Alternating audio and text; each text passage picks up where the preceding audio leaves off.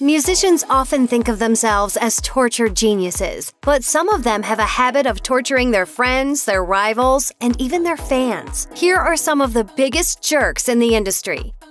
Chad Kroeger of Nickelback has a reputation for being a jerk both to audiences and industry insiders alike. The disturbing stories about him are diverse. Kroeger boasted to Men's Health that he convinced a drum tech to stick his private parts in a whirling metal fan. The Calgary Herald reported that Nickelback refused to let its portion of an Alberta Flood Aid concert be broadcast on live feeds. Kroeger openly dissed Slipknot and Stone Sour frontman Corey Taylor to Metal Covenant in 2017, accusing him of ripping off Nickelback's sound and even referring to Stone Sour as Nickelback Light. They're okay. They're not as good as Nickelback.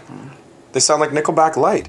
That jab opened a big can of worms that Kroeger likely didn't expect. Taylor fired back in an interview with 98 KUPD, calling Kroeger an idiot, even asserting that Kroeger was the only member of Nickelback who was a creep. Taylor admitted, I love all the dudes in that band. I've hung out with them. It's just Face Like a Foot, who I can't really hang out with.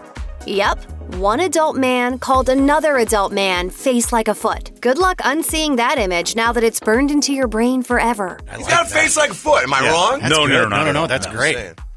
Nicki Minaj is undeniably talented and successful. That said, she doesn't seem like a very nice person. Remy Ma claims Minaj blocked her from attending various events. Minaj's rival rapper Cardi B echoed those accusations during their infamous feud. Speaking of Cardi, Minaj seems to have no interest in making peace with her peer. TMZ reported that Minaj and rapper Tekashi 6ix9ine cut a lyric about Fashion Nova from Mama because of the brand's affiliation with Cardi. And get this, TMZ reported that Minaj hired 2 strip club bartenders to appear in her Good Form music video. Those video vixens just so happen to be the same ladies who are reportedly planning to sue Cardi over an incident in a club. Need more proof that Minaj can be a little bit of a jerk? She released a music video rife with Nazi imagery and was accused of appropriating Asian cultures to promote Chun-Li. She attacked Travis Scott for selling bundles to promote his music, something she's done too, by the way, when it blocked her Queen album from debuting at #1. Minaj was allegedly disrespectful to rapper Lil Kim and was even accused of threatening Mariah Carey.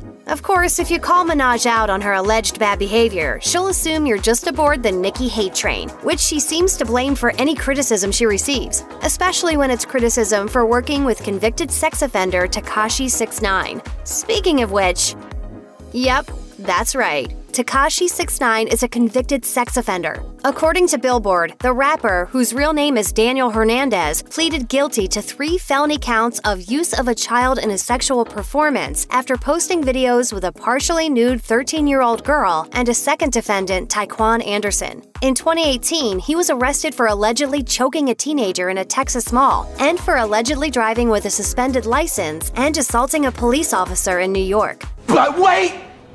There's more! In November 2018, Hernandez was arrested on federal racketeering and firearms charges. Law enforcement sources say the rapper, whose real name is Daniel Hernandez, was arrested this morning. Several of his former associates were also taken into custody. According to the Daily Beast, U.S. Attorney Jeffrey Berman said in a statement, "The Brooklyn-born artist is a member of the 9 Trey Gangsta Bloods, a gang that allegedly peddled fentanyl and other narcotics and engaged in brazen acts of violence." According to the Daily Beast, prosecutors allege that, at one point, Tekashi and his crew agreed to shoot someone who had disrespected the gang. The result was an innocent bystander being wounded at a barbecue in Brooklyn. Combined with his probation violations, Tekashi 6ix9ine is potentially facing up to 25 years behind bars. Good riddance.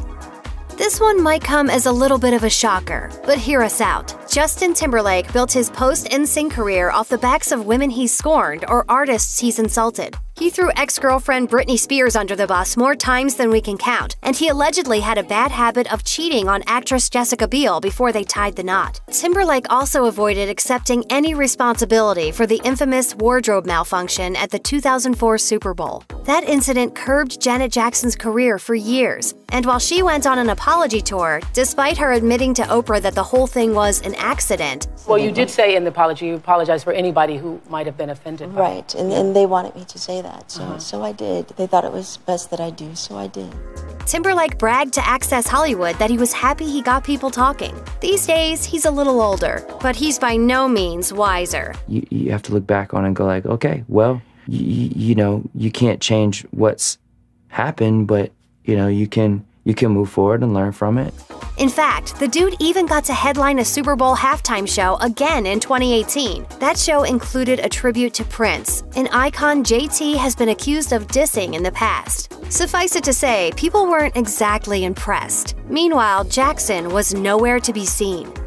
Justin Bieber's assorted troubles have been well documented. There was that time he peed in a janitor's bucket, that time he got kicked out of some Mayan ruins for climbing where he wasn't supposed to and reportedly mooning other tourists. How about that time he lobbed a racial slur on camera? Or that time he had to pay $80,000 in damages to a neighbor's house that he egged? He may have assaulted a photographer, and he may have cheated on Selena Gomez, and then fought Orlando Bloom over it. The bad press goes on, keeping tabloids in business. The Biebs has also compared himself to a zoo animal when fans ask for photos, and he's not above brawling with a total stranger. But hold up, Bieber may be turning over a new leaf and carving out a reputation we can believe in. He's been very vocal about his deepening religious beliefs, declaring that faith has emancipated him from bondage and shame. He just really wanted to focus on himself and was spending time with his church friends and his pastor and focusing on his spirituality.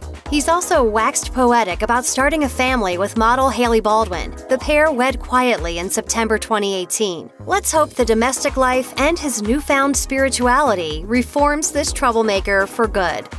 It's hard to deny that Ariana Grande is an immensely talented vocalist and entertainer who's been forced to overcome some tragic circumstances during her career. Still, that doesn't mean she's safe from the prying, judgmental eyes of the public. Yep, they can be pretty awful sometimes, but so can celebrities. It's basically a balanced scale. In 2014, the New York Daily News reported that she said she wished her own fans would die after signing autographs for them, during which she was all smiles until she got into the elevator. Sources told Page Six she was incredibly difficult to work with, demanding to only be filmed from one side. And who could forget #DonutGate? In 2015, Grande was caught on camera licking donuts in a shop and muttering that she hates America. She later went on to say in a statement that she was trying to express concern for the obesity epidemic, though she eventually issued an actual apology on Good Morning America. I'm gonna come forward and own up to what I did and take responsibility and say, I'm sorry. In more recent news, it's hard not to feel bad for Grande considering all the crap she's going through, even if she might not be handling it super professionally. After her short-lived engagement to comedian Pete Davidson, which sadly came crashing down in 2018, Davidson joked about the breakup at his own expense on Saturday Night Live. Hey Maggie, I'm Pete. Hey Pete. You want to get married? No. 0 for 3.